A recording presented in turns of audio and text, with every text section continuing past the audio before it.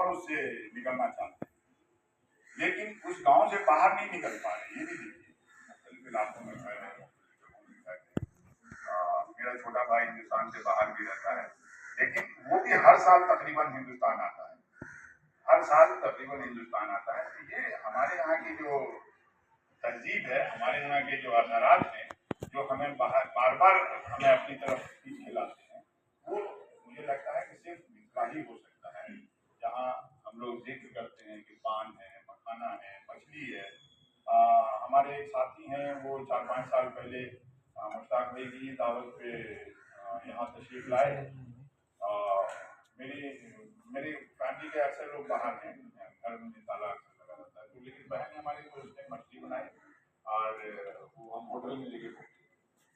तो पहुंचे तो एक दो और मेहमान थे उसमें, तो उन सब ने यानी वाकिफ था, तो उन्होंने मछली खाया। अब उस मछली का जिक्र जो है, तो जब भी मिलते हैं तो मुझे परेशान करते हैं कि फिर कब खिलाएंगे आप। हम कहा जब आप दरभंगा पहुंचे तो फिर खिलाऊंगा। तो ये इस तरह की चीजें हमारे यहाँ, हमारे जो असरात हैं, हमारी जो तहजीब है, हमारा जो कल्चर है, हमारे जो कल्चर का हिस्सा है, चाहे वो पहनने से लेकर के ओढ़ने तक, घर में नशिस्त बर्खास्त जो है, सब उससे मानूस है।